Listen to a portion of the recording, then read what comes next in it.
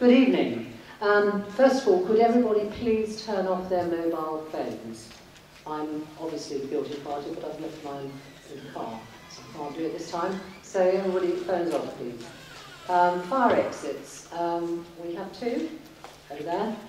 We're not expecting a drill, so if anything goes off, it's a genuine one. And we should assemble outside away trays, I'm informed. The conveniences are out through the hall behind you there. Now, this evening's meeting is being recorded. However, it will not be immediately available on the Council's website, as usual.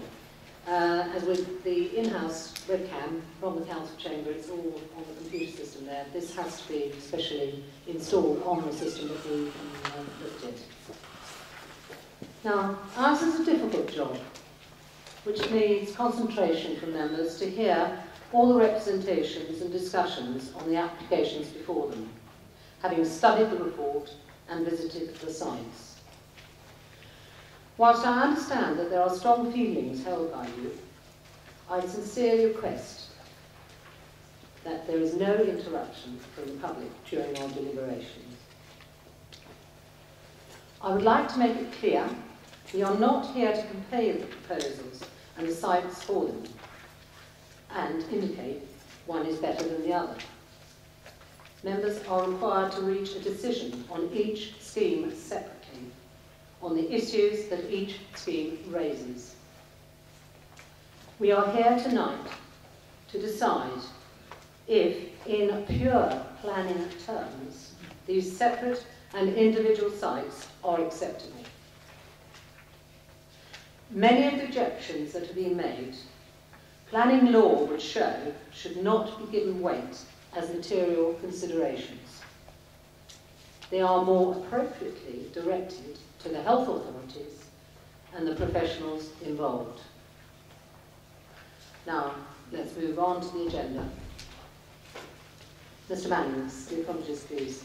Yes, Chairman. There are 3 apologies from Councillor Lawrence and from Councillor Bull and from Councillor Page. Councillor Williamson is substituting for Councillor Bull and Councillor Simons is substituting for Councillor Page. Thank you. Chairman's announcements, I have none. I've just made all the comment I wish to make. Declarations of interest, please. Has anybody got a declaration of interest, bearing in mind the new laws applied to such? No, we have no declarations of interest. Thank you. Right, item 4. Planning applications and unauthorised development for consideration by the committee. And we move to the first item, which is 4A on page 11. 3/12/0448/FP. Development of land to provide a 3-storey health centre and associated car parking and landscaping at land at Silverlees, Haddam Road, Bishop Stortford, for Care Capital Group Limited. Now we have some speakers, and we take the speakers against to start with. And we have, and there is 10 minutes and it's shared between them. We have a Mr. Alan Borelli who has the first 3 minutes. Mr. Borelli, if you'd like to step up to the microphone, and your clock is over there. There's a microphone actually on the lectern.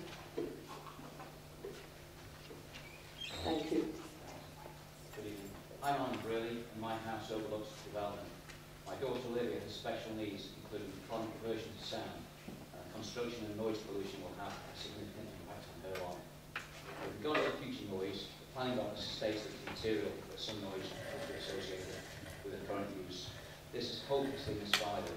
This proposal will introduce vehicle movement and general activity for 100 hours each week. This is much more than the total annual use by Swifts. But this should not be about Olivia. It should not be about the doctors who never wanted to be in the town, as per the minutes of the Silverlees Trust. It should not be about a new clubhouse or some super-duper picture on the Thames. A health centre should be located to best meet the needs of its patients. The NPPF states that developments that generate significant movement are located where the need to travel is minimised, the use of sustainable transport modes is maximised, and the application should ensure that safe and suitable access to the site can be achieved for all. This application spectacularly fails to achieve any of these. will actually maximise the need to travel, scoot or walk or cycle, while it will not be possible for many elderly, infirm or those without their own transport to get to Silver Leas. I struggle to identify a less accessible place in Stortford. The Highways Authority states it's within recognised travel distances in terms of walking and cycling, specifically 1 and 5 kilometres respectively. Silver Leas is at the top of a long and steep hill. How can patients, who are by definition ill, and many of whom are elderly and frail, walk and cycle such distances? It's absurd. The Highways Officer considers the transport assessment a robust analysis. Is this the same TA that used data from 2008 when the college was closed? Is this the same TA that we have found out today uses data obtained incorrectly, that uses a multiple to estimate traffic flows based on flawed data, that ignores the fact that the pharmacy will be open 100 hours per week? Silver Leas has been driven by one thing: cost. The actions of the surgery have been a disgrace.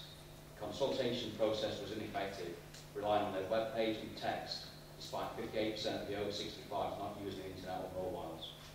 Faced with almost total opposition, they embarked on a scavenger campaign, telling patients it was either Silver Leas or nothing, and there were no additional funds for town centre property. The head of primary care, the NHS, confirmed this was not strictly true. They even asked staff, their family and friends, and the football club to submit letters of support. This is morally reprehensible. Silver Leas is not accessible to many of the elderly and more vulnerable members of Stortford, and it goes against the principles of transport sustainability. There are several viable town centre sites where funding would be available, which would involve a brownfield site rather than a picturesque green field. Councillors, on behalf of the residents of Bishop Stortford, I implore you to reject clumsy and ill-conceived application. Thank you, that was brilliantly timed. Thank you very much.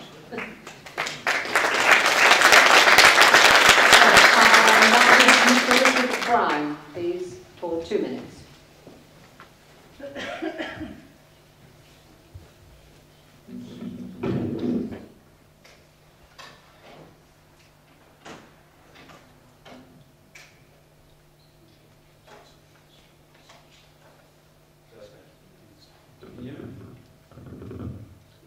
When you're ready. Thank you. Good evening, councillors. I wrote to you all last week. My name is Richard Brown. I live at Orchard House, which is adjacent to the football pitch. Planning application concerns.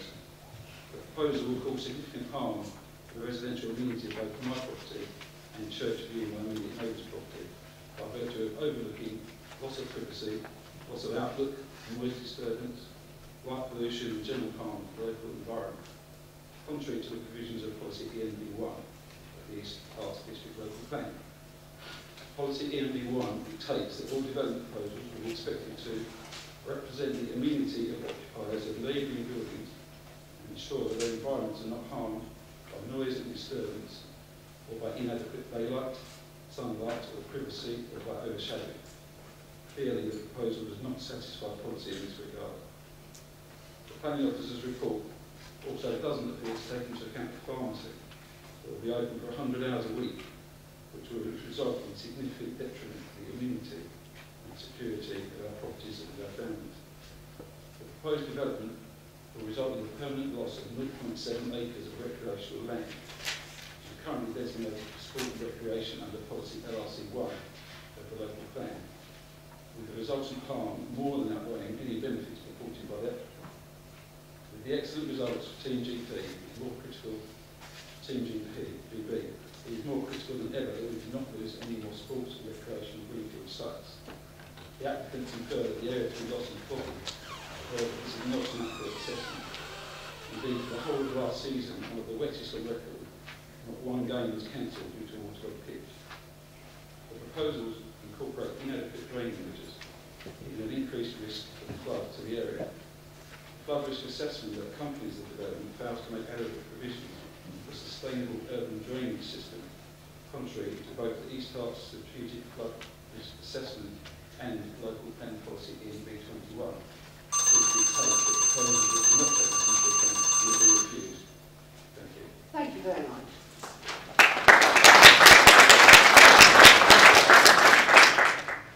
Now we have Mrs. Anne Brereton. When you're ready, you have 2.5 minutes.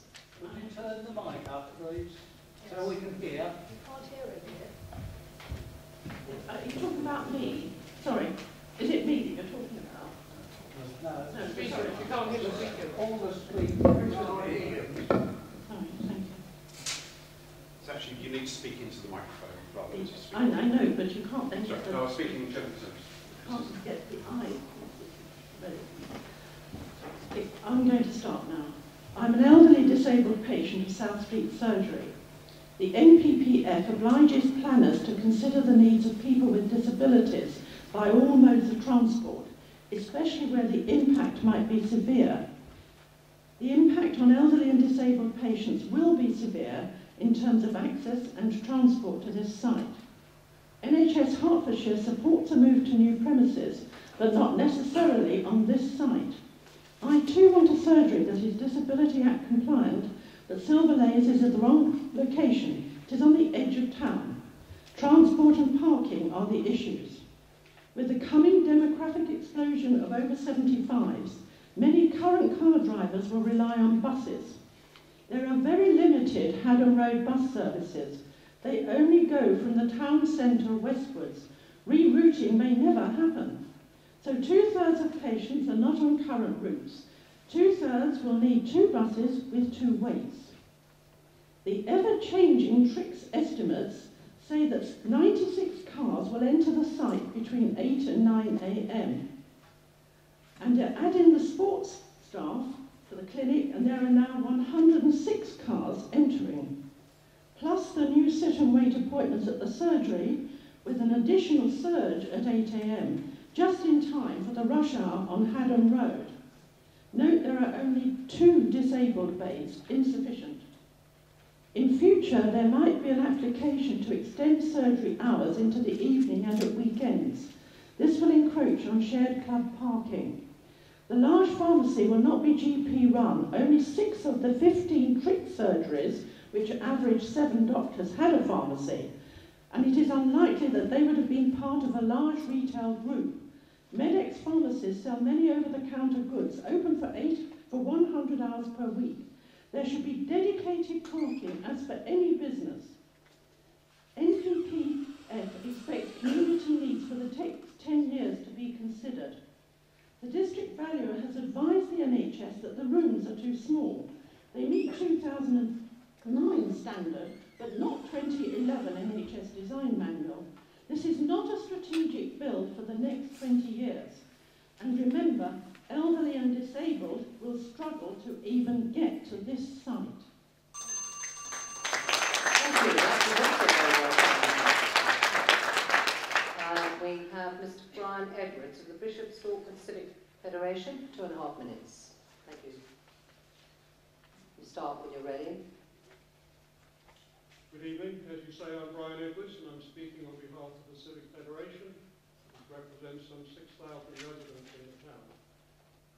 It would seem to me that given the local planning directive, the committee had no option but to reject this proposal.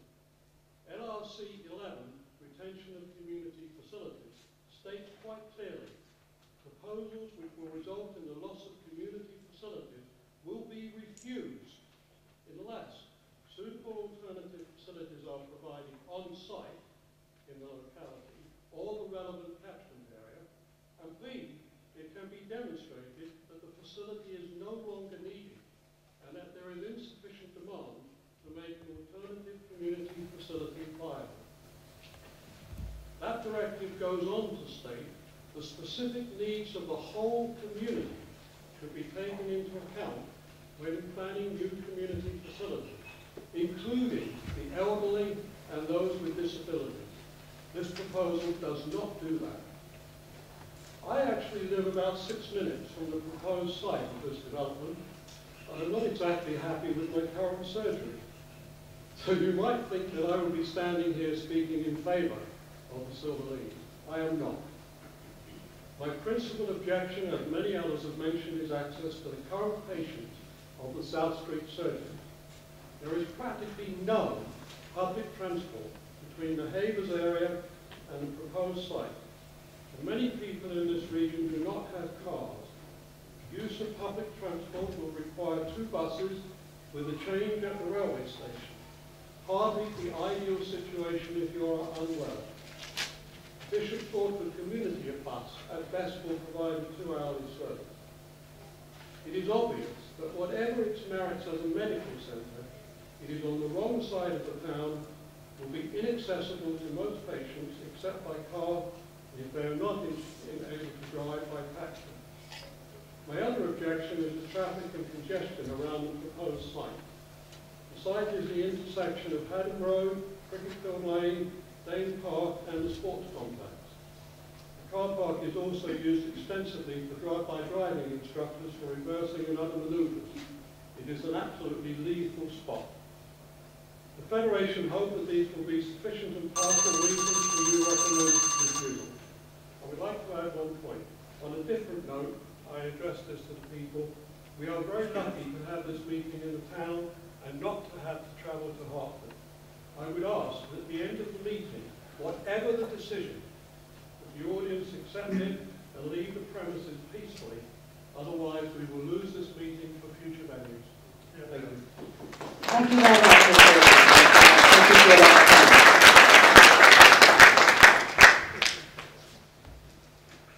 Mr. Septo, would you like to make any comments before the opening?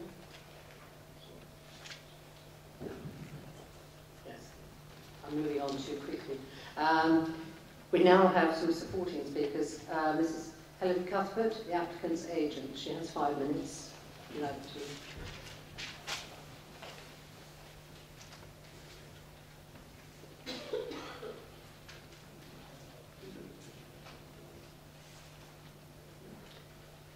Thank you very much.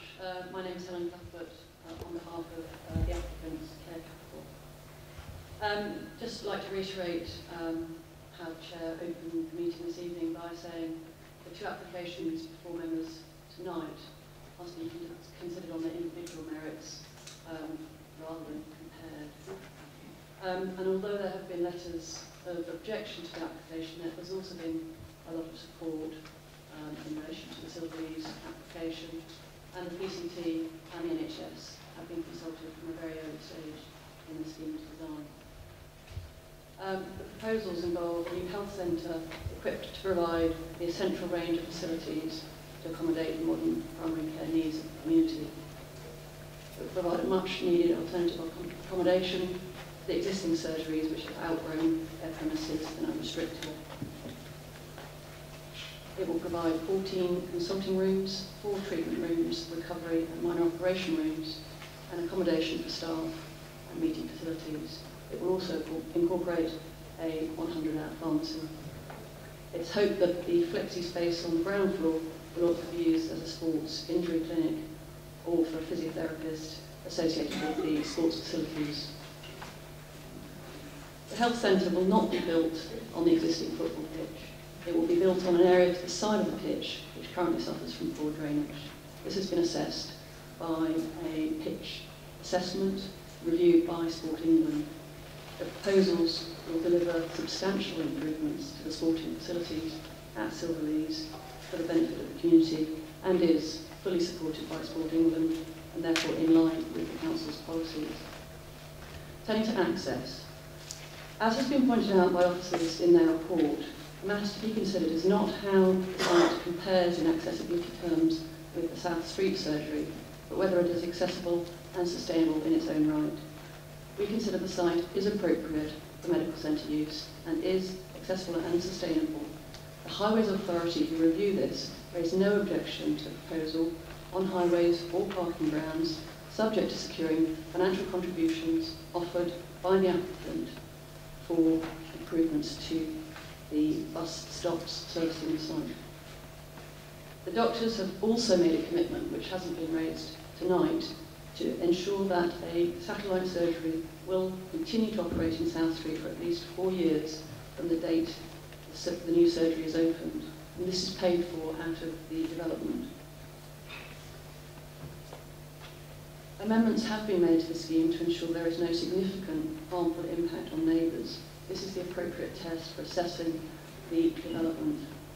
All development has some level of impact, but the impact has to be shown to be significant. Otherwise, no new development would ever come forward. In terms of noise, medical centres are not generally considered to be noisy uses in planning terms. The large car park, sports clubs and business units that are already located at the site already generate some noise. You'll also note that an objection has been made by the Council's drainage engineer. We feel that this is misleading. The site is located in flood zone 1, an area with a low risk of flooding. The Environment Agency have been consulted and have recommended no concerns.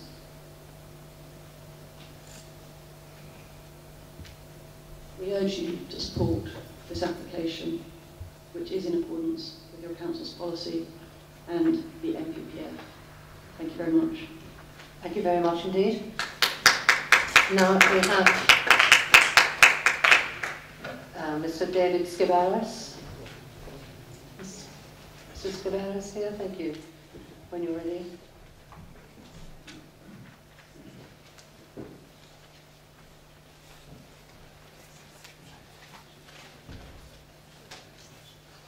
I should start by declaring an interest in that I'm president of Bishop Stortford Squash Club, and with the rest of the club committee have a voluntary but elected responsibility to look after the long-term interests of the club and its membership. In fact, I've been involved in this proposal since it first appeared in 2004, so I think I have a reasonably comprehensive knowledge of the facts. I would like, therefore, to make a statement which I hope may counter some of the rather ill-informed disinformation I've seen in the local media. For the record, the Kerr Capital proposal for the Silverlees site has the full backing of the Silverlees trustees and Sport England, and no objections from any of the tenant sports clubs, which includes the Squash Club, the Rugby Club and the Soccer Club.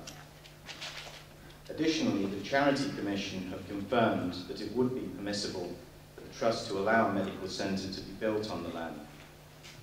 Kerr Capital would not have submitted their application to East Herts District Council Planning Department without knowing that ultimately the trustees will be prepared to grant a lease if their planning application is successful. There is no disputing that the land involved is not viable for any sporting purposes. An independent quantity surveyor's report by Mullocks Wells, commissioned by the trustees, concluded that the site, on a steep, tree-covered bank, has no foreseeable prospect of being brought into recreational or leisure use. Therefore, the construction of a medical centre seems to be the one and only opportunity to use that land for a purpose which would then generate income for the benefit of the sports clubs and associations using Silverlees. The actual loss of usable playing area is a band, a muddy band I might point out, roughly 1 metre wide, hardly noticeable when set against the vastly improved playing surface and pitch drainage the project will bring. Finally, the legitimate rental income for the clubs, which will last 20 years if the Kerr Capital scheme goes ahead, will be used by the trustees exclusively for the benefits and needs of the sports clubs and will help to ensure their long-term viability. If the medical centre is not constructed at Silverlees, it will certainly be a lost opportunity in the face of no other possible viable use of this land. The Trust is a non-profit making organisation, and any income is returned in one form or another to those clubs and associations on the Silverlees campus, to the benefit of the whole community and generations to come. I therefore commend this scheme to the Planning Committee. Thank you very much indeed. Mr. Steptoe, would you like to make some comments? Yes, thank you, Chairman. Thank you very much. I think the first thing to do really for members is just to direct their attention, of course, to your additional representations and papers. For the benefit of the public here, of course, this is a document that's produced this afternoon, and that summarises every further representation we've received subsequent to the report being produced about 2 weeks ago. So any further input we've had is summarised for the members so they have all that information tonight. I think, Chairman, the speakers there really have touched on what are probably the main relevant issues for the primary issues for the committee tonight. We've heard about the highways impact, we've heard about the issues around accessibility, the amenity impacts of the scheme, Those are all obviously the individual issues that members need to take into account. The role of members ultimately in this case, and any decision-making case, is you now need to decide to what degree you feel those are either harmful or benign or in fact even beneficial. You need to assign weight to them, and you then need to make an overall conclusion. So members should not, of course, be making conclusions solely on any single individual issue, but drawing all of those together. And certainly, members will see in the report that officers felt, certainly in relation to the general thrust of national policy, in the National Planning Policy Framework, the provision of new community infrastructure is to be given some significant weight. We've heard a couple of the speakers refer to the fact that existing facilities need something to be desired, and new facilities clearly are given some value. Officers felt that in terms of the policy context, the planning policy context we have now, that is certainly a significant benefit of the proposals. Weighing that against harmful impacts that are acknowledged to be there, overall we felt the scheme is one that can be supported. So I think, Chairman, really that only summarises the recommendation you already have before you, and I think obviously it's over to members, and hopefully we can assist with questions and further information. Thank you, Mr. Tipton. We now have one of the local members who would like to speak, and that is Graham McAndrew, Councillor Graham McAndrew. So I give you the floor. Thank you, Madam Chairman. Madam Chairman, I will be speaking for the proposal at Silverleaves, as I am in favour of it. At East Arts District Council full council meetings, we often have representation from East and North Hertfordshire NHS Trust giving updates. And it's always about the Lister and QE2, and we always question them why we don't hear anything about Bishop Stortford. It always happens in the other area. So it's a bit like a London bus tonight, you know, not one but two come along at the same time, so it's a welcome opportunity. Now, I welcome the Silverleaves one because it falls into the heart of the sporting community. After a very successful Olympics and Paralympics, it is placed ideally situated in the heart of a very strong football club, rugby club, squash, tennis, cricket, boxing club, and also the Bishop Stortford Swimming Club. So there's a lot of people there, and it speaks about in the document serving the sporting community. So it's in the very heart of the sporting community. Now, I would like to have a little bit about transport and parking. Although concerns have been raised about public transport and congestion, the transport study shows no significant increase in congestion levels as the car flow will be spread out across the day and not bottlenecked into rush hours. There's currently public transport to the site, and there is a possibility of an increased service should demand warranted. However, transport studies conducted by the surgery have the majority of patients arriving by car. In all the above respects, highways have raised no objection. Currently, there is no patient parking at South Street and no dedicated patient parking at Bishop's Park. There is also a lack of staff parking at both sites. Silverleaves will offer on-site patient and staff parking with dedicated disabled spaces and unrestricted access for emergency vehicles. There is a commitment to pay a financial contribution of £30,000 towards the improvement of bus stops serving the site. There is a commitment to pay a further £25,000 to general highways improvements. Services. Currently, patients have to travel to the Hearts and Essex Hospital for blood tests and some clinic visits. Because the current surgeries do not have enough room to provide these services on site, the new medical centre will be large enough to be able to provide a variety of services currently not available through South Street Surgery. The surgery on South Street will continue to provide a small service for 4 years, following the opening of Silverleaves to enable patients who cannot travel to the new centre to be seen. The NHS have been consulted at every stage, and all plans, etc., signed off by the district valuer and are fully DDA, Disability Discrimination Act compliant, and HBN, the Health Building Notes compliant. The new building will provide an improved working environment for staff and the highest quality environment for patients. Moving on to the environment. The building has been recessed into the banking of the site to reduce the impact on the general environment of Silverlees.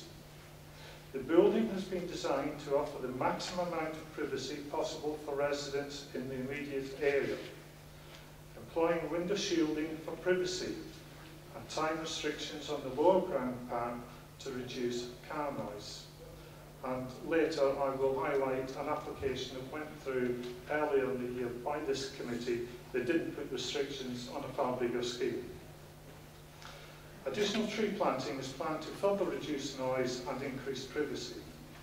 The police have been consulted and have no objection to the proposals.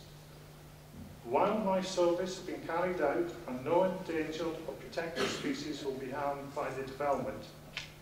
A council ecology specialist will be on site during certain parts of the development to ensure that no wildlife or habitats are disturbed.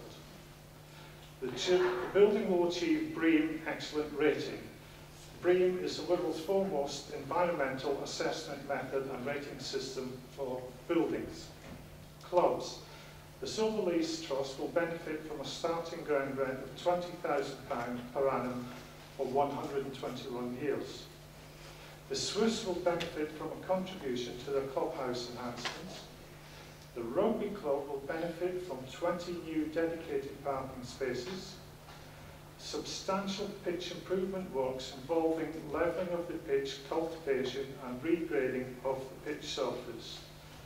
Installation of a brand new drainage system and installation of ball stop fences to provide a better quality football pitch for under-12s, in line with the Sport England guidance. The cost of these works are likely to be in the region of £35,000. I used to take my son to that football pitch probably about 6, 7, 8 years ago. And it really was a quagmire. We couldn't use that pitch because it was unusable. The clay that got into the children's football boots weighed them down and they couldn't actually play. And it was deemed unusable and we had to transfer from that pitch and we had to go to the pitch at the Harvest Moon Public House, or we had to go down to Grange Paddocks. So rather than losing a little bit of sporting facilities, the actual area itself is going to really benefit from having a usable football or sports pitch. So it's actually gaining and not losing. Although there is a small loss of sporting land, the trustees are able, under the rules of the charitable status, to dispose of land that is no longer needed for sporting use. It is felt that the small piece of land needed cannot be fully utilised for sport and therefore falls into that category. Now, I've just got a couple of other points, Madam Chairman. Bishop Stortford College, there was an application that went through this committee probably April, May time, but I'm sure Mr Steptoe will sort of advise. And that was for a far more substantial building overlooking the houses to the front of it. There was a substantial car park there, in excess of 40 cars, and not only that, there was a coach park, and that was all outside the back garden of the houses, and the coaches have their engines running at 4 or 5 o'clock in the morning when they're picking up kids to take them in. I think we're sort of wandering off the point. All right, okay, sorry.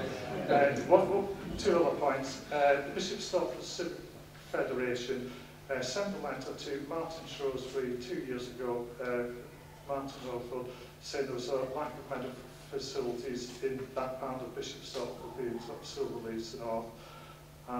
That's all for me, Madam Chairman. Thank you very much. Thank you very much indeed. Thank you.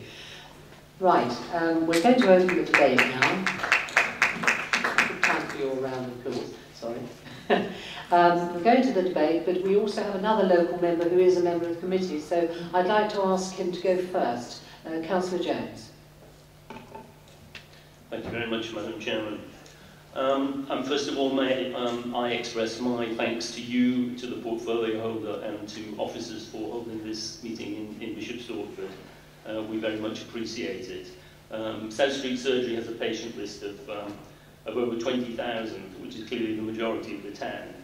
And therefore, the relocation of its town centre surgery is of interest to much of the town, reflected in over 400 responses to the application and quite a substantial turnout this evening.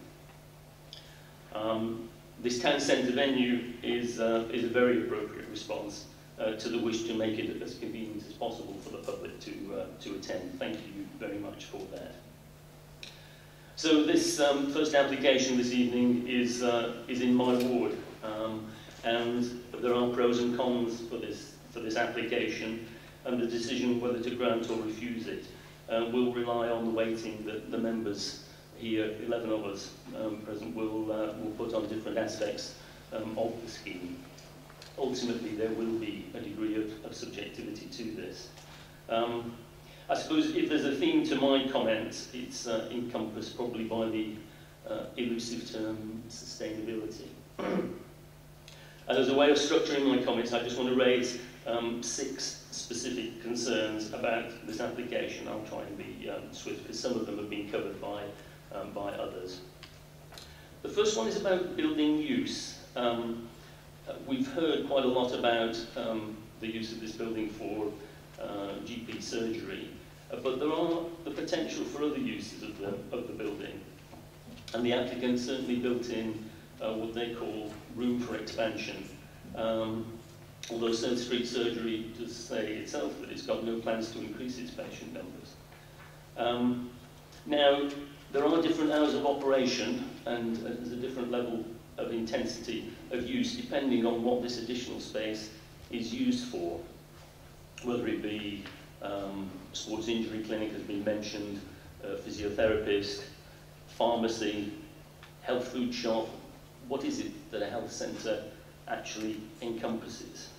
Now, the next application, and I know we're not comparing the two, but there is a condition there which limits the use of that site to medical uses only. And there's no such recommendation for this application. Yet I've got a concern that there could be uses of this building which are incompatible with the site and would create major problems. And I'd appreciate some clarification from officers on that particular point. The second point I want to raise is parking. Probably a slightly different angle than others have touched on. If anybody's ever visited the site at the weekend, you'll invariably see just how busy the site is in terms of sports. And there's an element of compatibility between use of the GP surgery predominantly during the week and sports at weekends. But there's no suggestion at all that this health centre is going to be closed at the weekend.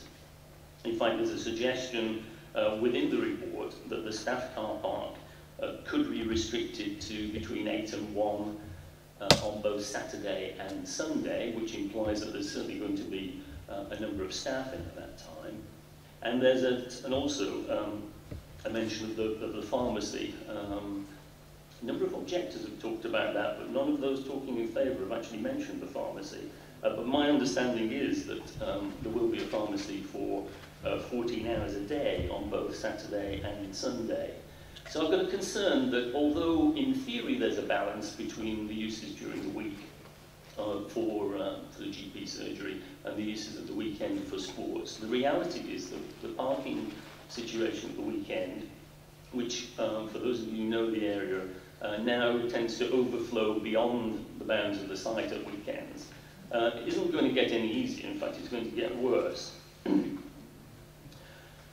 The third point, and in this one I think I am touching on things that others have talked about, accessibility. I live in Silverlees Ward. The facility is in Silverlees Ward, and probably about half of the houses in my ward are within walking distance of the development site. However, half the ward is about 1,000 houses, and we're talking about 20,000 people being the patient list for South Street Surgery. So there is a large proportion of people who are either going to have to come by car to an out-of-town site, or to rely on public transport, which, as a number of people have said, isn't really existing at the moment.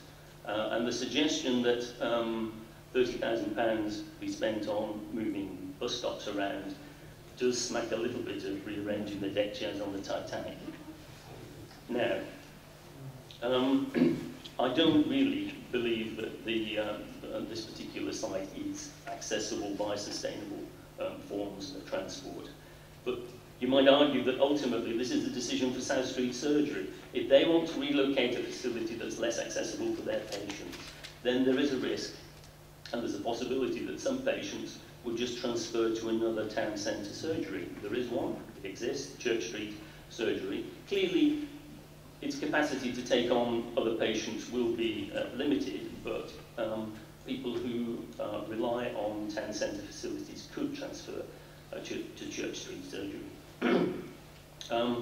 But I also probably ought to say at this stage, I'm certainly aware that Bishop Stortford Town Council is committed to seeking adequate health facilities for its local population in the town centre, and is prepared to work with existing and any potential new GP practices serving the town centre to ensure that a new modern GP surgery can be sited in the town centre.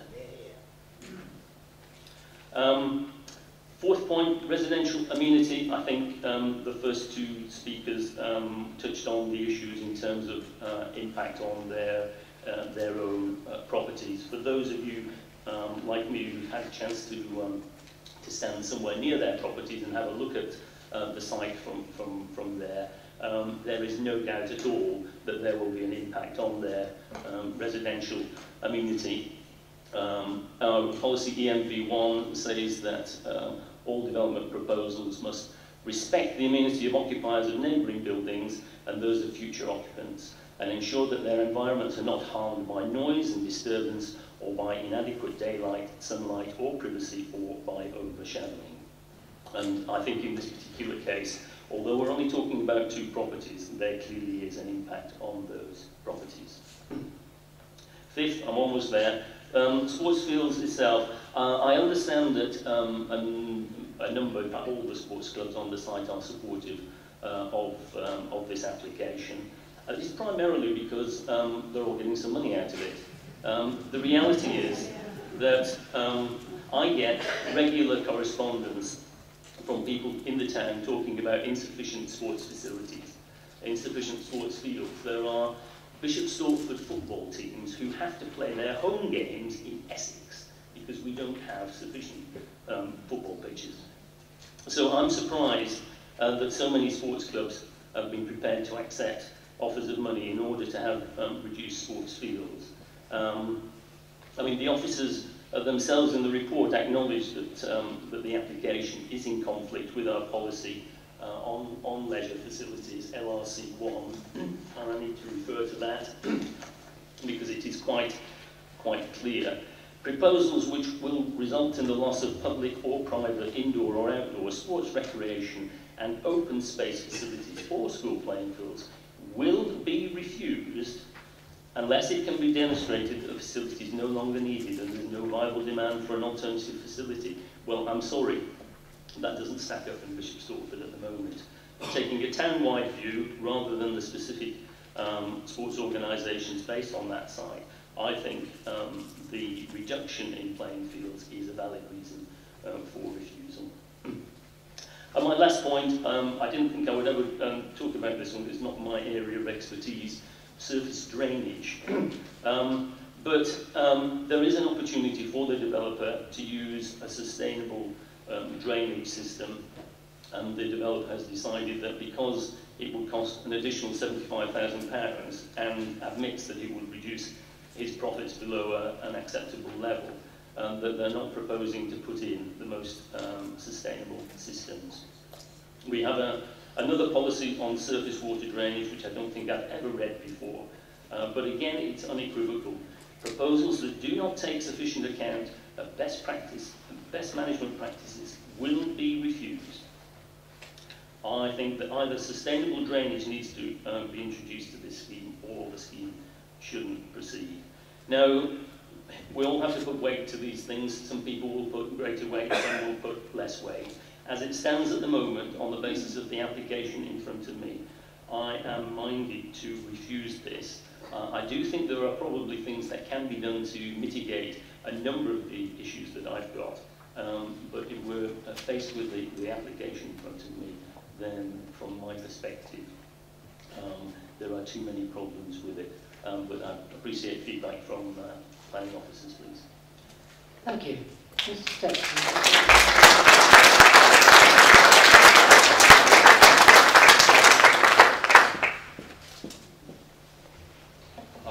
I just say to the Chairman, whether it be helpful, I've noted the points Councillor Jones raised, whether it be helpful for other members. There may be other points that members want to raise, and maybe I can respond collectively. Councillor Burton. Thank you, Chairman. I won't go over all that Councillor Jones has gone over. What I would say is where this is going to be built, actually is a bit of scrubland. So therefore, I think that could be built on there without too much trouble. But there are other points that go against that, building it there. They're going to keep South Street surgery open for 4 years. I'll be 4 years older. Everybody will be 4 years older. So therefore, there'll be more old people than there are now wanting to get to a surgery. So I think, why 4 years? If you're going to have 4 years, either close it now or keep it open forever. It's just a sop to say we're not moving. Whether you like it or not is really individually decided about where you live. If you live near where it is now, you don't move. If you live up in Saltbush, you might want it there. But when somebody just said there's nothing there now, there is, there's Bishop's Park. That is a surgery there. So that depends on where you live. I haven't seen the green travel plan. And I think that's most important for a travel plan. I agree with Councillor Jones, 30,000 for bus stops is fine. I don't know how many bus stops you'll get for £30,000, but you don't get any buses. And it's the buses that's important. I'd rather have one bus running all the time and just one bus stop. So I don't really see what 30,000 to, was it? To change the bus stops is going to be any good at all. Now, public transport. I know somebody said most people will go there by car. The survey said most people will go there by car. There are some people in society who can't use a car. They're frail.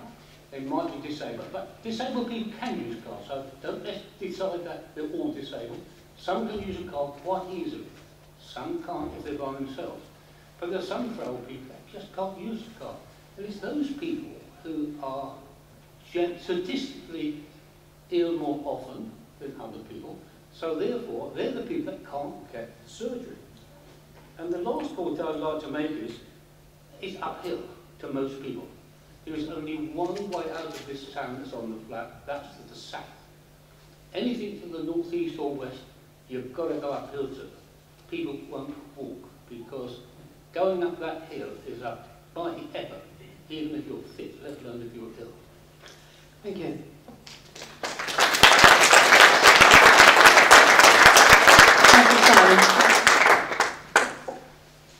Thank you, Madam Chairman. I represent Central Ward, which goes right through the centre of Bishop Stortford.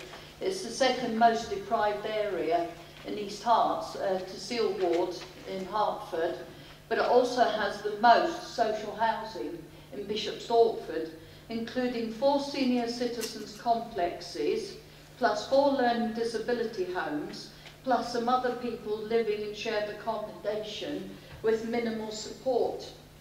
There is no bus service to the new site from the Havers estate or from other estates within my ward. The one that goes up there at the moment is the route to Hertford, which only runs every hour. At the moment, we have a bus service to the Herts and Essex Hospital, which is something that has recently started. Now, the local plan talks about accessibility for all places of work, etc., healthcare. And what it says is accessibly for all sectors of the community, including access for disabled people to places of work, education, healthcare, and other essential services. Most of the people in my ward do not own a car. There is 1,115 people, this is NHS stats, who have health problems that live in Central Ward. And this is ongoing health problems. That compares to 454 in Silver Lees. A quarter, or just over a quarter, of residents in Central Ward do not have access to cars. Also in my ward, under a quarter have below average earnings. So how are they going to get there? They certainly can't afford to go by car. Development, ENV3, this could also be a mini hospital, which is incongruous with the surrounding area. Bishop Stortford Town Council, of which I'm also a member, has already objected to this on various grounds, and I'll just quickly read them out. LRC1, ENV3, TR1, TR3, TR4, TR8, LRC11 and SD1. And also it says it does not conform to the settlement plan and there is considerable weight of public opinion against this proposal. We need to listen to what our local people are saying. They're the ones that elected us. And why should we want a new surgery up there when the vast majority of people in my ward, for which I proudly represent, can't even get there? I will certainly be voting against it.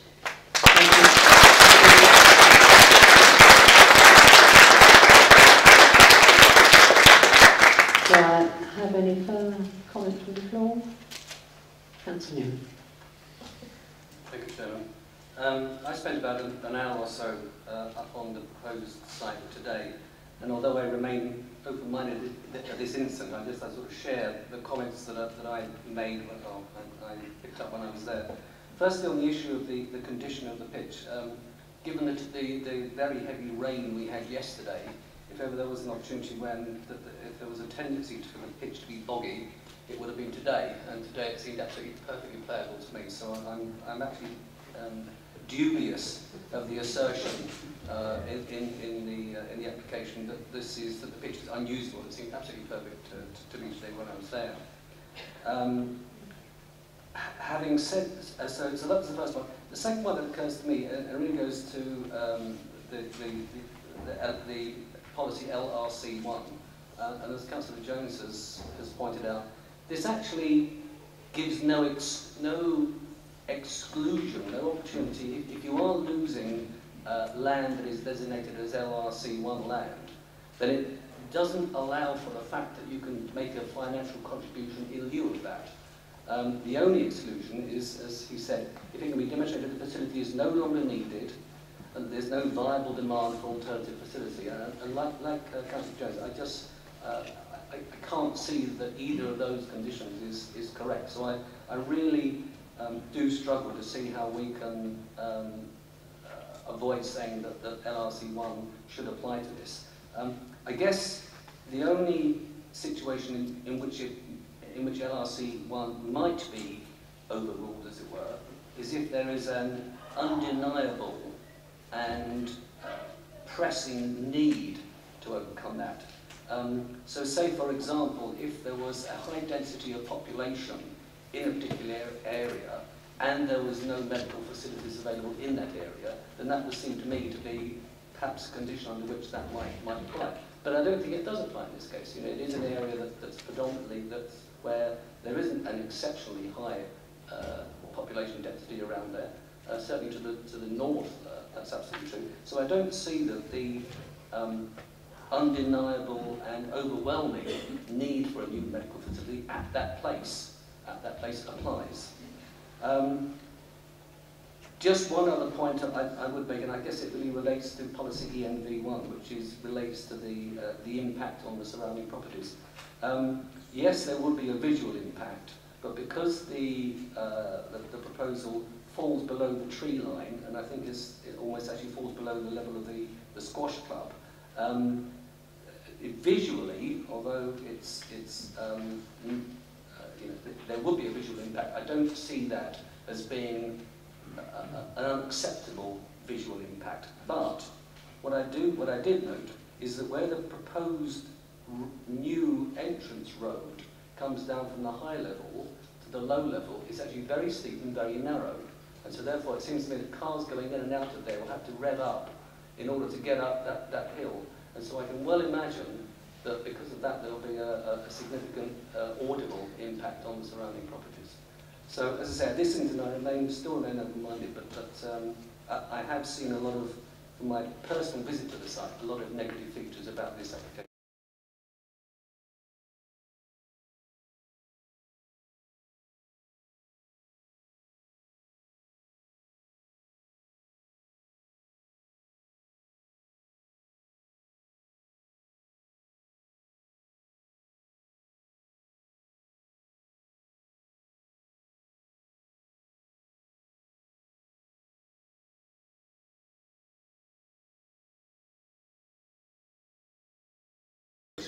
The control over the use transform itself into something rather different. The proposal that is put forward is for a medical centre facility. I'm just looking at the title of the application again, a health centre, which is the use class is order. This is a national prescription that applies to certain uses, and it would fall within the D1 use for the benefit of members of the public.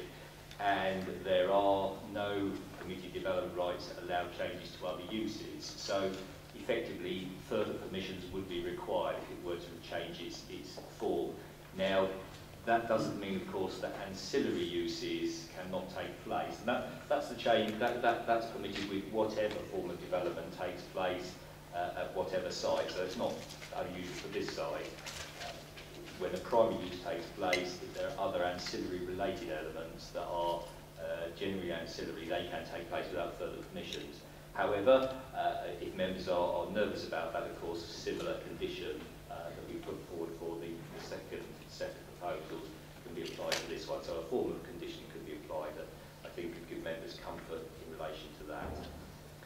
The more substantive issues, I think, really were ones around obviously the accessibility and the issue around the ones that seem to be coming out, the accessibility and parking related highways issues, and then the leisure facilities uses. And I think I need to remind members, of course, and not many members have referred to it at the moment, that of course subsequent to our own local plan policies that members have quoted from quite extensively, we do have the National Planning Policy Framework. That is a later public planning document, and we do need to give it weight, and it has come forward subsequent to our own local plan.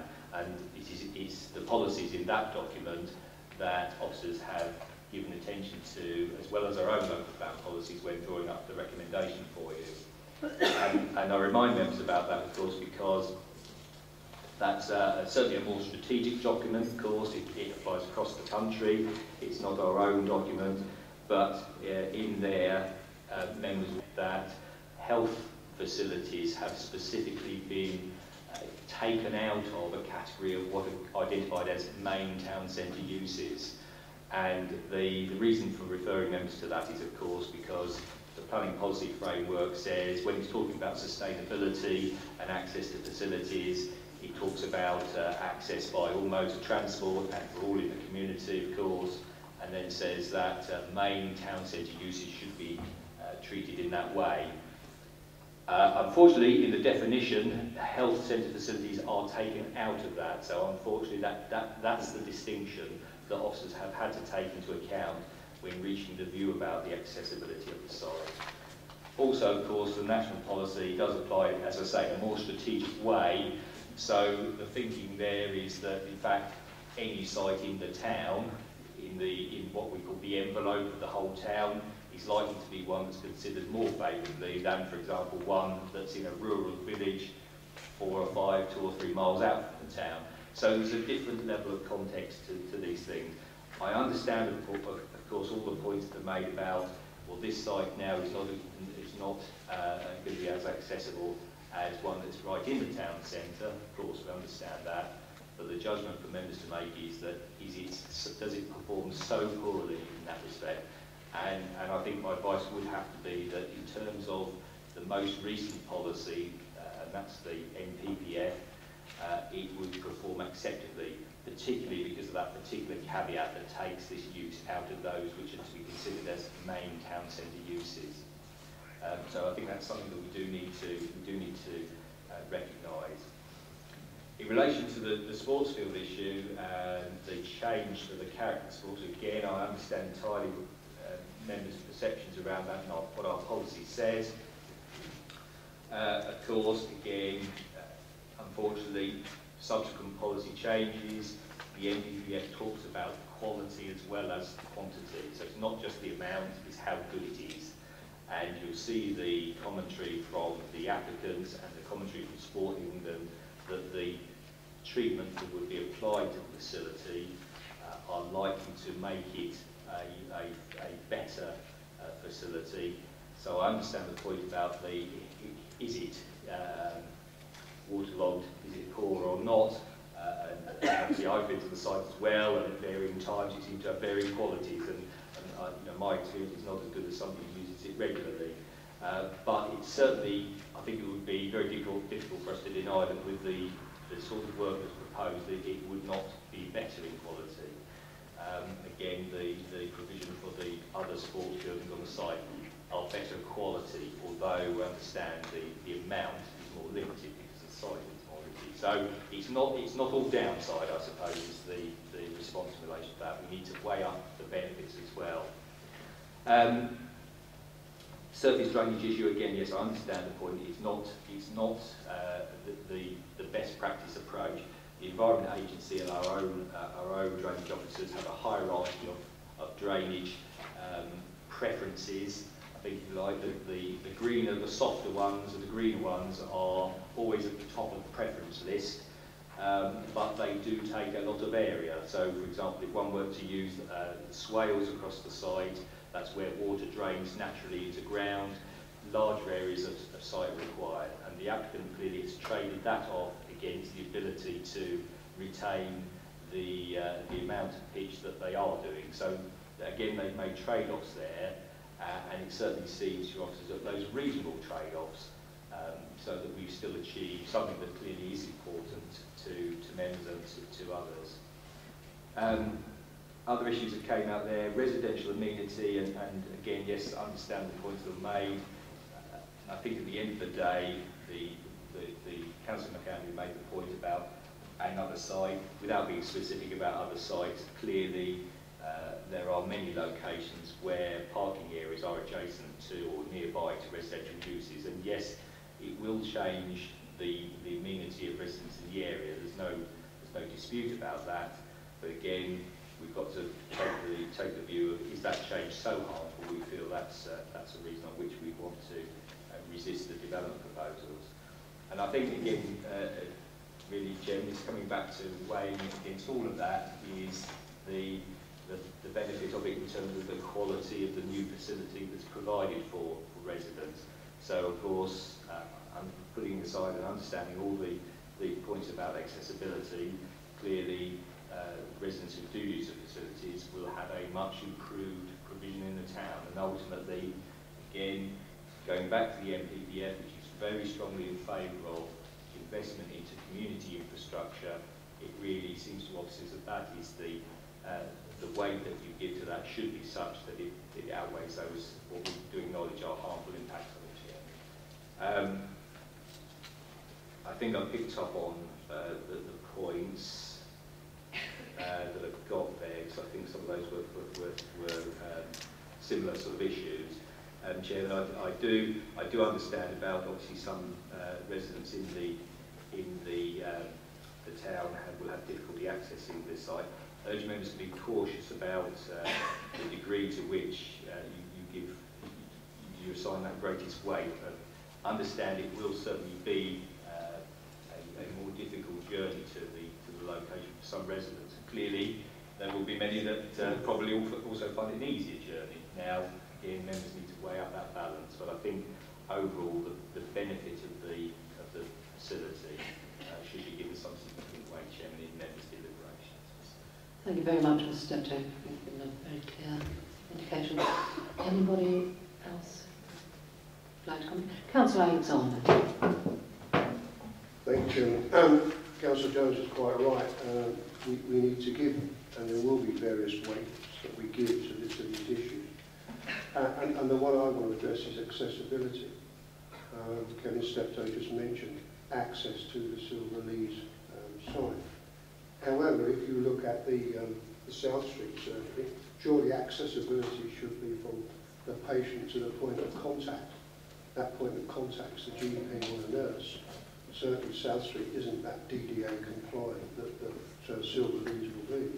So although it may be a bit of a more difficult journey to get onto site to Silver Lees for some people, I feel sure once you're there, the accessibility arrangements within it, because it will be DDA compliant, will be far better for the patient.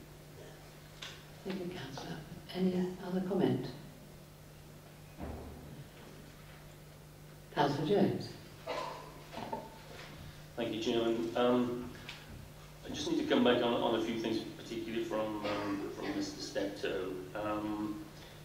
Firstly, in terms of the building use, Mr. Steptoe didn't specifically mention pharmacy. That those in favour of the application don't seem to, for some reason. My understanding is that the operation of a retail pharmacy, especially one that's running for 100 hours, i.e. significantly longer and more days than the GP surgery, would not be considered ancillary to a health centre. And therefore, the use will be a retail use, it will be an A1 use, and I just want to be very clear as to whether we are being asked to approve an application which includes retail space. Well, and while I've got the mic, I heard what Mr. Steptoe was saying about the NPPF, but my clear understanding is that we have a local plan which is valid for at least another 6 months, and the policies that have been quoted, ENV1, LRC1, and so forth, are still valid policies, and we should be still using those. Otherwise, we may as well chuck our local plan away. Mr. Steptoe said that some people may find it easier to get to this Silver Lees site, and I think I'm one of those people. It's in my ward. I'm one of about half of the households in my ward who can walk to this facility, whereas they probably couldn't to others. But because this is on the edge of a town in a less, in a more sparsely built up area, it's certainly the case. Echo the point of Councillor Simons that a large number of town centre users in Central Ward, which is an area which is not as affluent as other areas of Bishop Stortford, and uses these facilities more than others. They are the people who are going to lose out in this situation. And although I represent Silver Lees Ward, and it may well be that a good proportion of my residents are actually pleased to have this facility, I think from a whole town point of view, which is what we've got to look at as a Development Control Committee, that there are more people who will find this site more difficult to get to than a town centre site. So Mr. Steptoe can specifically come back, because I am desperately keen to know whether I'm voting for a pharmacy. Yes, thank you very much. Mr. Steptoe.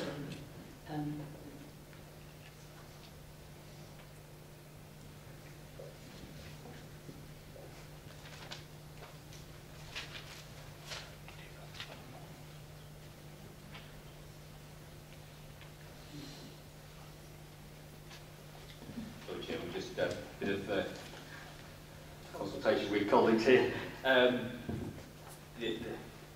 What is ancillary and what isn't ancillary is a real planning minefield that many have agonised over for many years, and there's many cases around it. we've just been looking at issues like the floor space amount, and we're looking at something that's around about 10% of the overall operation in terms of floor space. Now that's not necessarily an indicator of activity, of course, I understand, because that can generate the disproportionate number of users to it. But Chairman, I still feel that if members are nervous around that sort of issue, that can be dealt with through a condition that requires it to operate in a way that is ancillary to, and if there are any permitted development rights around that use, those can be restricted through the use and conditions. So I'm just in my mind thinking about, members will know that there's a range of tests that can have to be passed for conditions to be applied, so we seem to be reasonable, and my view is that we would probably be found to be quite reasonable in that respect. It would be a relevant issue, relevant to the site. We'd have a reason for doing so. So I think it's entirely acceptable for a condition to be formed that would regulate the use of the site, so that members' concerns, for example, about elements which they might perceive not to be ancillary can be controlled in a way that they would be. So I think concerns can be resolved in that respect. It is difficult to give a more precise answer about is it ancillary or not. The perception would be that a pharmacy, in general terms, a pharmacy located within a medical practice would be seen to be ancillary to that. So in general terms, I'd say that's normally the case. Now, clearly, how things operate, and this is the difficult with ancillary operations, they obviously can be viewed in a number of different ways, certainly the floor space or the amount of activity and so on, so there's different ways of dealing with that. But I'm sure that we can give sufficient comfort through conditions if members are nervous about that particular issue. The issue, sorry, I didn't know whether the Council wanted to come back. Yes, I do understand about our own local plan is still in place, absolutely, but we do need to give weight to the subsequent policy pronouncements which are part of the development, which are part of the planning framework we need to work within. So yes, our local plan is still in place. It is certainly 5 years older than the National Planning Policy Framework, so we do need to bear that in mind when we're making our decision. Thank you. So the NPPF does have precedence over our own policy as such? Well, again, not so much precedence. It's not a case of, well, wherever the NPPF says something, we must follow that. But we would put ourselves in the situation that where, if the NPPF does say something that is not quite aligned with our own planning policy, if we were subsequently challenged on that, I think we'd find that any other decision maker would give more weight. Unfortunately, his members may not be entirely happy with this, but would give more weight to the NPPF. They would say that's a more recent expression of planning policy, and they would give that greater weight. Thank you for that clarification. Councillor Bolton. Yes, Chair. On this ancillary use, if it was the type of pharmacy that they've got at Rivers, which just dispenses medicine, as I know it's a private hospital, but it just dispenses medicines that's dispensed from the doctors, I would go along with that. I think that's a great idea. The problem is I don't know anywhere like that in Bishop's Stortford. Trinity Pharmacy next door to South Street sell retail goods. Now, how can you control what retail goods go into a pharmacy and what Boots are a pharmacy, but they sell everything else under the sun? I just think that's terribly wide as to how you can control what is a pharmacy and what's not. I just don't know how you do it. And what I would point out is that many years ago, when we had the petrol station on the end of London Road, Total Garage, we agreed the condition that they could sell ancillary goods to the petrol station. That turned into budgets. And budgets are everything under the sun. And they got away with that. That kind of thing worries me. Thank you, Councillor.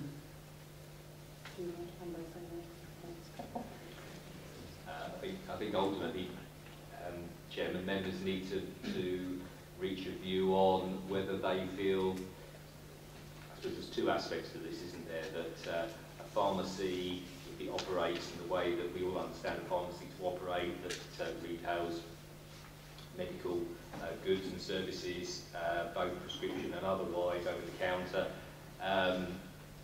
The activity that would be associated with that, is that something that we feel would be so harmful in respect of this development that we wouldn't support it on that basis? I understand members' concerns, but again, I think it's one of just taking a perspective on that to say, well, would the draw of this be so significant that in its own right it starts to be harmful? I think ultimately the control that members have to apply is the direct control members can apply is one of floor space.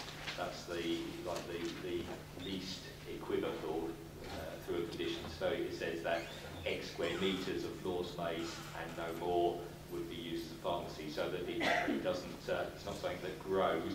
And if there were a desire to change in the future, of course, further permissions would have to be sought. So I think that's when I'm talking about, that's the comfort that we can give. I think that's the most regulatory control that you can apply. So you can say that X, no more than X square metres, whatever the figure is. Thank you very much. Councillor Jones.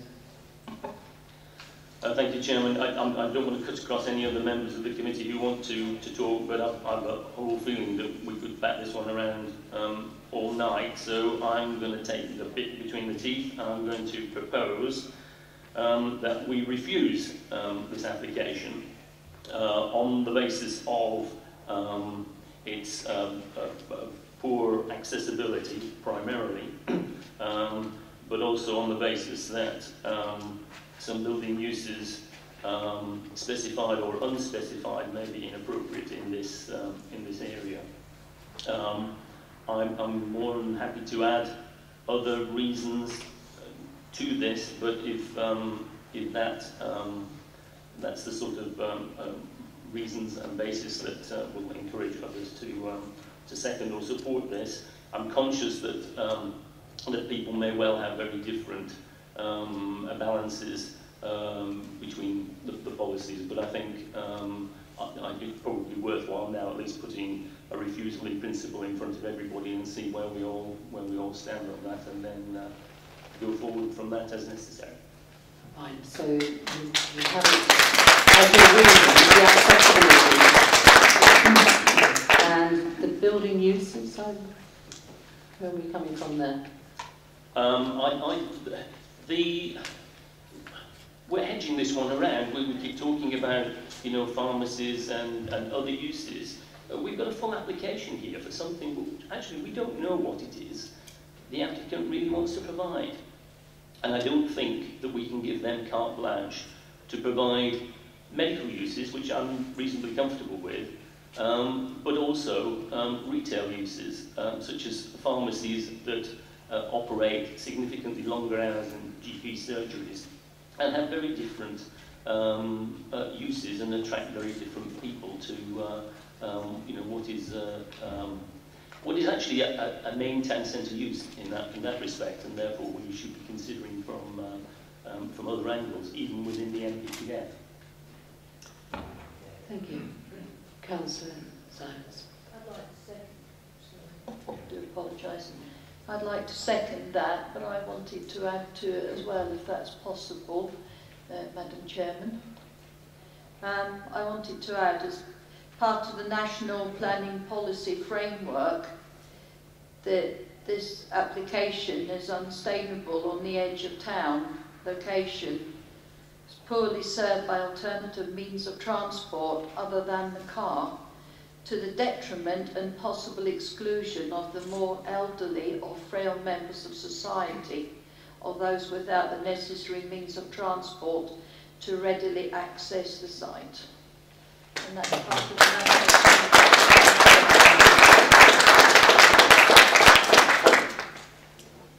Thank you for that. Mr. Steptoe, can you comment that we have? Yes, Madam Chairman. I'm sorry. Councillor Moore. Yes, I am. Thank you, Madam Chairman. I've listened to everything very carefully tonight. I came with an open mind. But if I keep my focus on what is on offer, the medical centre I mean, my biggest concern, I have to say, is the transport, how people are going to get there. But if I look at the broader sense of the people of Bishop Stortford, bearing in mind where it is sited, I think a beautiful brand new medical centre with the advances that we now have in medicine, I think for myself, I just think it would be a wonderful new opportunity and a new site. So I would actually be voting in favour of it for those reasons. Thank you. Thank you for your comment.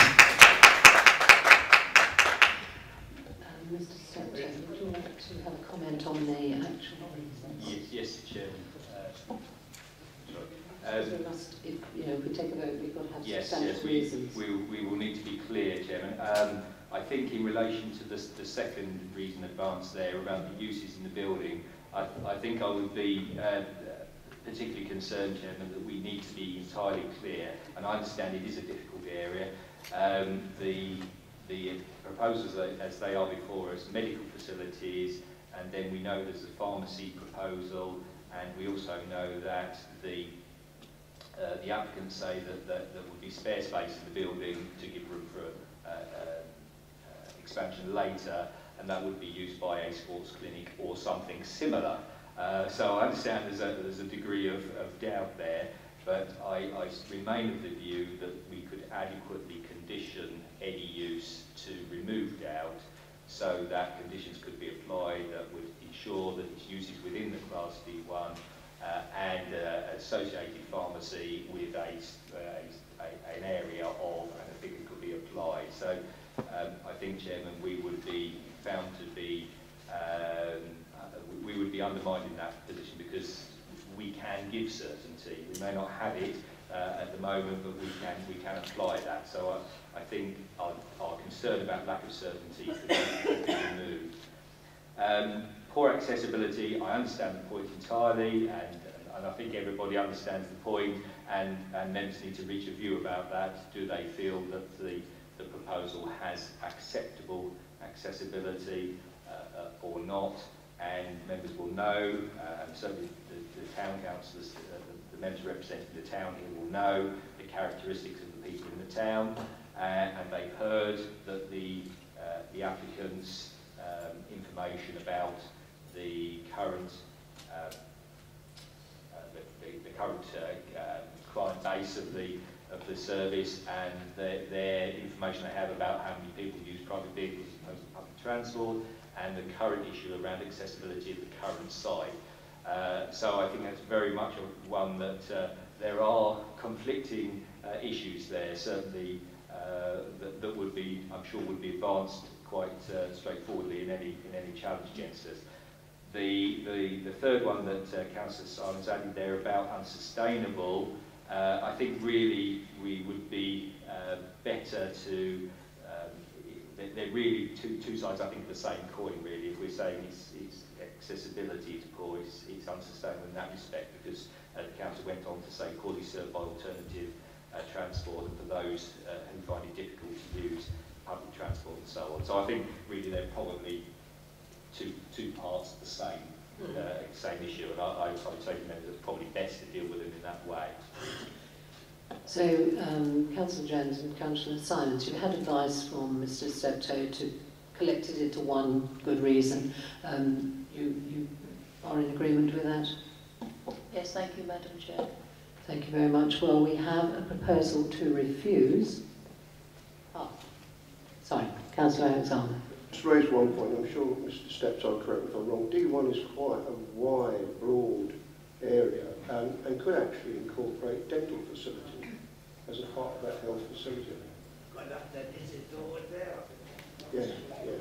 Yes. And it would be difficult for us to control that under D1, but you've already said we could control the operation of a pharmacy. Am I correct with that?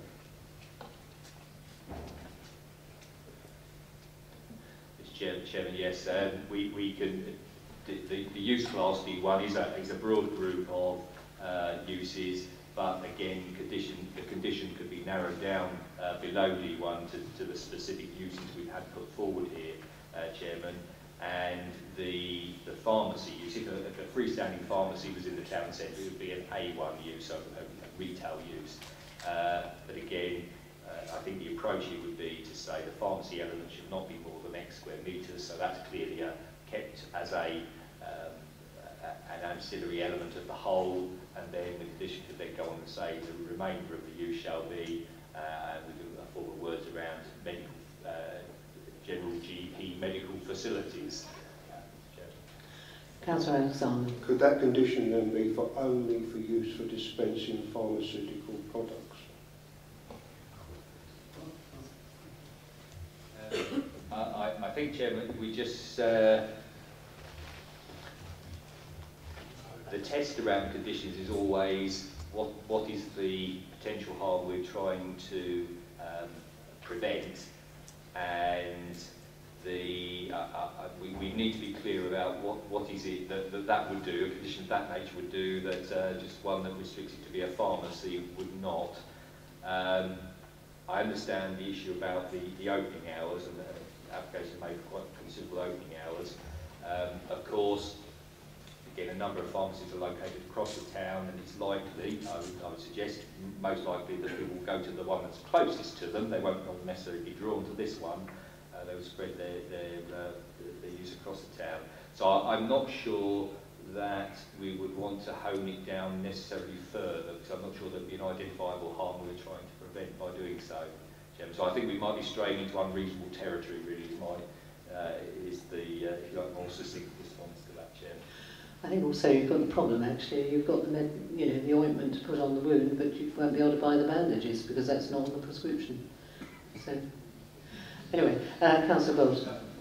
Yes, just a point, Chairman. If this should get through, and I hope it doesn't, surely the conditions could be passed by the local members. If you're going to narrow them down, could we just pass them by the local members before they're actually issued?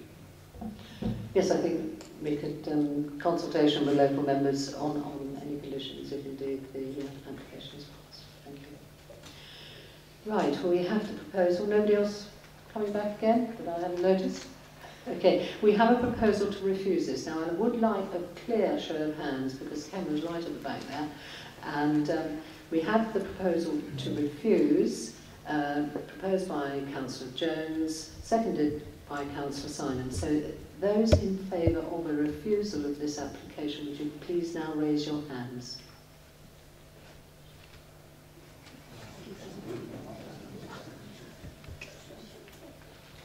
That's 6. Those to not refuse it?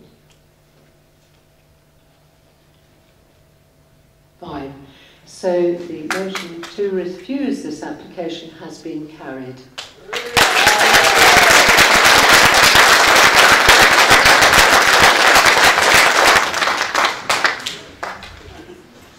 Right, we move on to our next item, 4B, and that is on page 49. This is 3/12/0873/FP. Change of use from office B1 to medical centre D1 at Building 1, Marriott Court, 101 London Road, Bishop Stortford, for Tanner's Wharf Limited. Now we have two speakers, and I'd like to invite Mrs. Anne Berriton to speak first. May I just check, Chairman? Am I 10 minutes? Yes. Thank you. I hope I won't. You have the floor. Thank you. I hope I won't bore you. The first problem with Building 1 is lack of parking. The written application refers to 100 parking places which serve 2 buildings. The online application confirms the number of bays as 50, recently adjusted to 60. The estimate of car visits to a surgery is based on the TRICS formula. Oh, sorry, I thought there was, with my hearing, I thought there was. At Silver Lays, 15 surgeries nationwide were surveyed, and the cars were counted hourly. These were then averaged. So at Silver Lays, the number of Bishop Stortford, full-time, 17, was multiplied by 4.5, which is the national average of cars at 8 a.m. This gave 76 cars entering a surgery site between 8 and 9 a.m. For some reason at Marriott Court, the developer thought only 12 doctors would work at the surgery, not 17. Also, the person writing the assessment apparently could not find 15 surgeries in the TRICS database. The company therefore used data from only 9 nationwide surgeries, the largest of which had only 7 doctors. The company then supplemented these 9 surgeries with data from private hospitals. As a result, this TRICS projection gives only 52 cars entering, compared with Silverlee's 76 cars entering. Overall, TRIC activity for private hospitals is low at 8 AM. The survey also used 12 doctors instead of the 17. The effect of this is to skew the car figures, implying that TRIC activity in the morning rush is about the same as for an office block. It is not. So where are these 76 cars to park? The developer has only 60 spaces. Also, the surgery concerned has moved to a new way of working. The sit and wait system, serving 21,000 patients, will produce a surge of cars in addition to the 76. They will come down the London Road at the height of the rush hour before going on to work. Another way of counting, East Herts SPD, which I think is TR7 policy, I may have got that wrong, calculates parking for surgeries in a different way. It uses the number of rooms times 3 plus 1 space per employee. At Silverleys, the officer accepted 109 bays were needed. Then you have a reduction for Zone 4 development, and so you end up with 91 spaces that were agreed. At Marriott Court, this SPD formula, when you've taken into account Zone 4, gave a target of 66 bays. Quite a difference between 91 and 66. There is a shortfall of at least 25 spaces on this type of counting, possibly because the sports clinic was not included, and possibly the number of staff differs. Has this developer even asked the surgery what staffing levels were needed? Is it 21? Is it 17? Or is it 12? This is not a rural GP dispensing service only. Notice the word rural. I think it's only rural surgeries that are allowed to dispense at the moment. It is a retail pharmacy selling over-the-counter meds, goods like makeup, as well as some prescribed meds. It will need a parking allocation like any other retail business. This has not been factored in. Overall, the transport assessment is said by officers to show sufficient parking. It does not, although the officer, sorry, that was the transport assessment said that. The parking officer says that there is some under-provision in terms of car parking, and I believe that to be an understatement. Please note there is no public car park in the vicinity. Regarding roads, no manual count of traffic on this stretch of London Road has been done. No automated travel count has been done, which would give us the actual speed of drivers. Both of the Marriott Court buildings share the same narrow exit road and will share the same steep slope to the intimidating underground car park. Coming on to location and public transport. This site is also on the edge of town. 2/3 of the 21,000+ patients who cannot walk or drive are frail, sick or elderly. Again, will need 2 buses and 2 waits, whoever runs the buses. These are not the same 2/3 who would find Silverleys difficult. It is a different 2/3 who would struggle to get to this site. Certainly the adjacent flats and possibly the Havers estate would benefit from this site. The Havers has the lowest number of cars per electoral ward, as we have heard. But with the demographic explosion of over 75s in the next 10 years, many drivers will stop using their cars, and all council wards will have high numbers of non-car users who will need good bus services to get to this surgery. Buses. The TA gives details of 4 buses which are near to the site. 2 of them, the 319 and 306, operate only once a day in term time. They are in effect school buses. Service 308 Bishop's Park to the airport picks up at Bishop's Park. There are 2 buses per hour. Service 5 to Saffron Walden goes via Hallingbury Village, Hallingbury Road, thence to the Herts and Essex Hospital. It's my understanding that Hallingbury Village is outside the GP catchment area. Few patients will use this hourly service. There are, of course, 2 community buses which involve a 1-hour sit at the Herts and Essex Hospital. Overall, the bus services are not frequent, given the fact that surgery appointments cannot be chosen to fit the buses. The old and frail will spend considerable time waiting and fretting about being late for their appointment, or simply riding around. Also, not all buses are wheelchair accessible, as I well know. Will they take more than 1 wheelchair, for example? The NPPF says planners must consider the needs of people with disabilities to the site. They say to refuse planning on access and transport grounds, the impact must be severe. No definition of severe is given. It is a value judgment. But lack of parking and good public transport will certainly have a severe impact for 2/3 of this surgery's patients, especially if they are old or disabled. Getting on to walking. A surgery within a 15-minute isochrone walking distance of home is what we all want. The officer states that the Herts and Essex and other areas are within reasonable walking distance. We don't know what reasonable means. It is again a value judgment. But don't forget that 15 minutes walk for you as a healthy person might become 30 minutes for me and others with sticks or frames, even on level ground. The transport assessment has produced no walking isochrone diagram to substantiate this reasonable distance. NPPF again, there should be safe and suitable access to the site for all people. The towpath is certainly not an option for the frail or disabled. The river is unfenced and the path narrow. It has been said that Marriott Court is an easy walk from South Street Surgery. That is totally irrelevant. Few patients start their journey from the vicinity of South Street premises. It is the patient's journey from home that is crucial.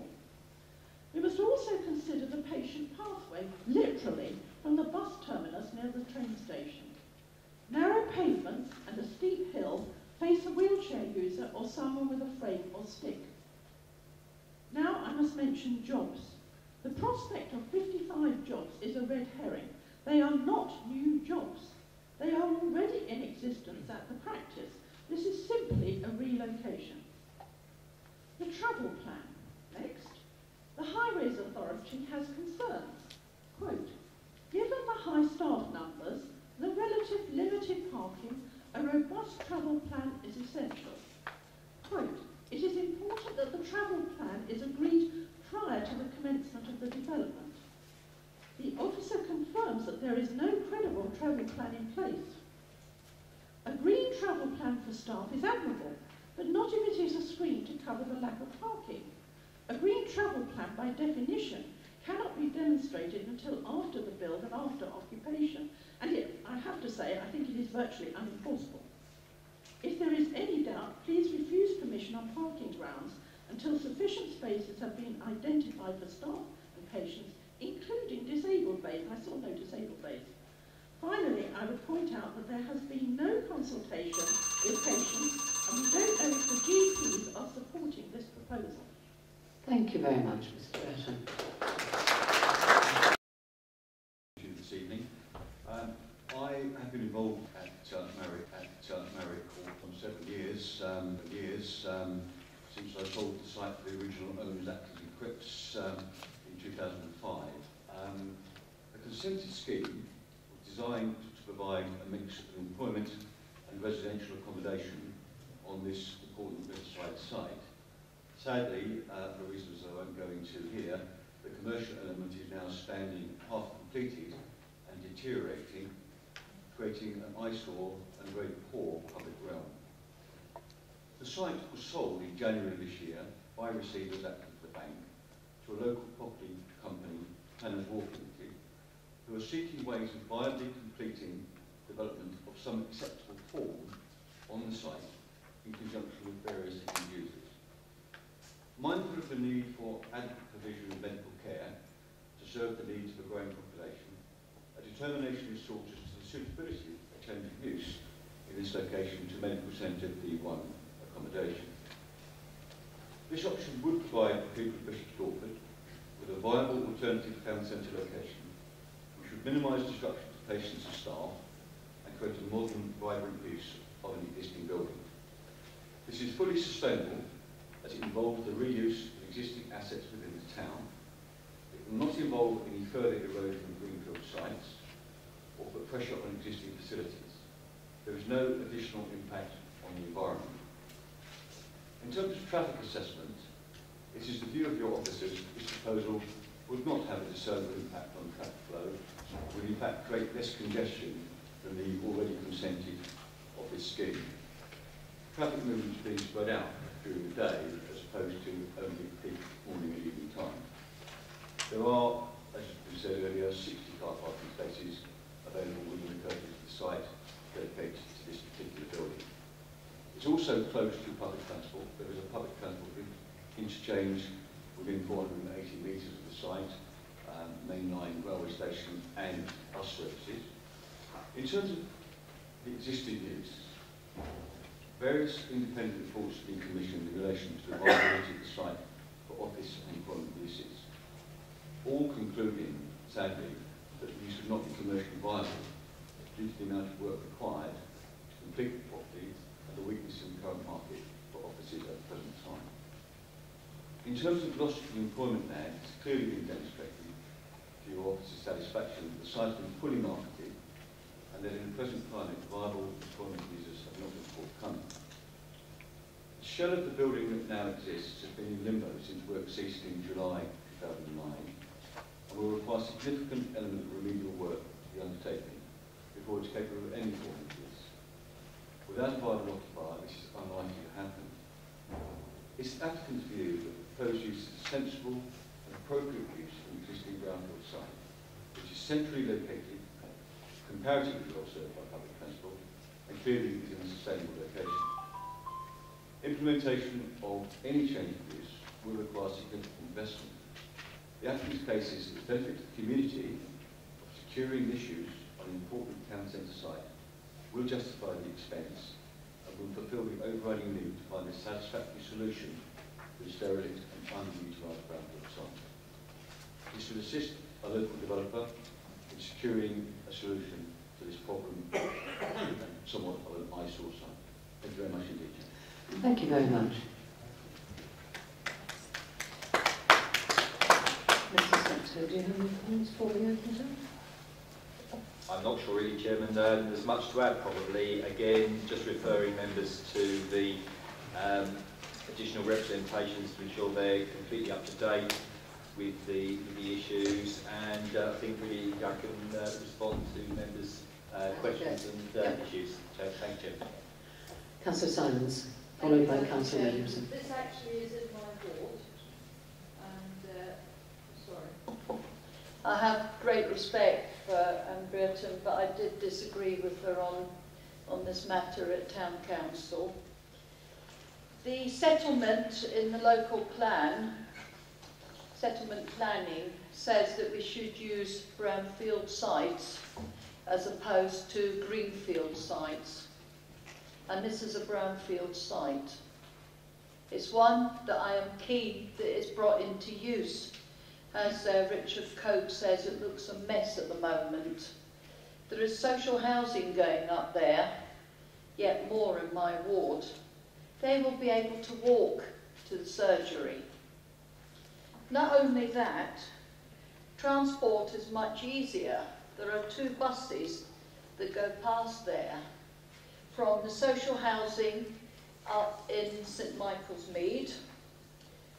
We have the Hale and Ride bus, which goes through the Havers estate, which is Hale and Ride. That goes right past the medical, the brownfield site. It then goes round to the hospital.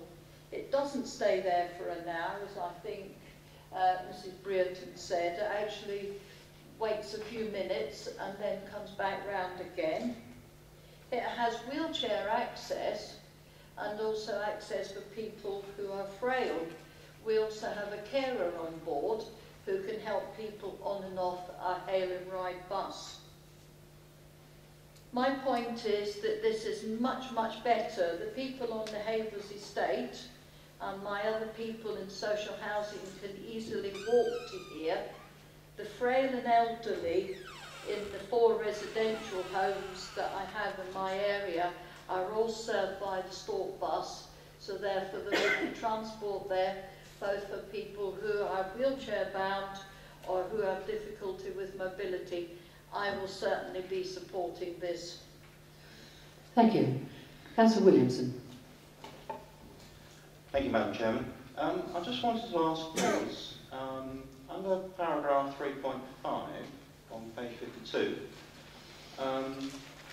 the Highways Officer, County Highways Authority is quite strongly asking or recommending a travel plan is put forward for developments, and in the absence of a satisfactory travel plan being produced, that the development should be refused. So should there be a condition, which is not mentioned on the recommendation, that a travel plan should be produced for development should it be granted tonight? Thank you. I'll refer to officers. Chairman, thank you, and thank the Council for raising that point, because I can particularly refer members to on the additional representation, page 5 of that. Indeed, that condition had been missed off of the main report for you, but on page 5, you'll see there in the body part of the page there that there is in fact an additional condition suggested. So well spotted there, and yes, that would be applied if members are supportive of the proposals. Thank you. Councillor Bolton? Yeah, sorry, Chairman. The 125,000, I've now forgotten where this is, or where it isn't. Could you switch the other microphone, please? Thank you. Would you like to? The 125,000 contribution, I know this has come up a few times for non-determination and things.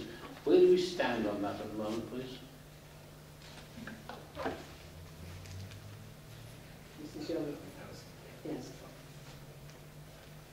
Thank you, Chairman. Hopefully you'll be able to hear me. Yes, members will recall that we had an item at the last Development Control meeting about this sustainable transport contribution of 125,000. Members will be aware that an appeal has been lodged against the non-determination of the application to discharge that part of the agreement. And members also resolved at the last Development Control meeting that had you been able to make a decision on that application, you would have refused permission to waive that requirement. So, as it stands at the moment, that requirement is still in place and in force, and we would expect to receive that 125,000 contribution. Having said that, there is the appeal against that, and we would have to wait the outcome of the appeals process. Hopefully that clarifies. Councillor, where is it on this piece of paper? That it's still in there. I can't see where it is still in there on this piece of paper. Yes, it's because it forms part of a previous proposal on the site, so you won't see it as part of this proposal. It's already embedded in a legal agreement on the previous application. We won't lose it. unless the appeal decision is different, yeah. Okay. Now, any more comments from the floor? Councillor Burton. I'll come back in. The lady gave us a multitude of figures. Were these two applications based on the same figures to start with, on doctors, rooms there, operating rooms or consulting rooms? Were they all based on the same? So that, should they be the same? She was saying that this one's a lot less than the other one. Is that because this is a smaller building or something? Would Officer Watson? I was, as the speaker was speaking, I was just looking at that detail myself. They are the arrangements are different. We're not comparing, of course, here. We've got to look at each one individually. Now, but just to give a flavour of that, the indication back in the, sorry, to go to the current one first.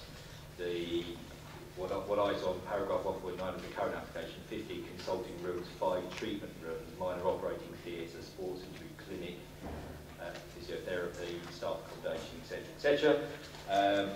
Previous one, 9 consulting rooms, 2 treatment rooms, minor operations room, other back office space, further consulting rooms on another floor. So there are some slight discrepancies, but ultimately what members need to do, of course, setting that aside, is just to look at the current one. And again, we do acknowledge that if one were to apply our standards prescriptively, there is some undersupply there. We've heard about the location of this one. It's certainly physically closer to the centre of the town. I know, again, points been made, well, actually still at the edge of the town, just because the physical way the town exists and the boundary of the developed area is close to the town centre. It's certainly physically close to the centre of the town. We've heard that public transport is available to this site, so that we felt that the provision of parking is acceptable, albeit it is below our standard if they were applied to the letter. Thank you. Councillor Newman. Thank you, Chairman. When I looked at this application online, I noted that there was something like about 22 documents online, whereas the other application that we have been considering today had more like about 84, I think it was, or something like that.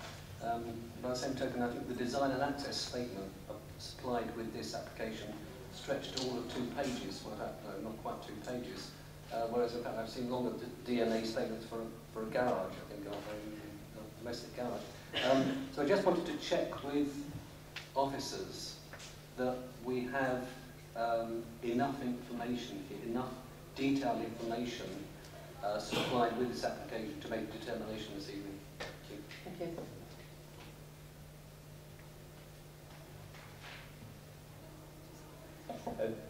No, I mean, Chairman, ultimately, I understand the point. There is certainly a depth of information, I think, in relation to the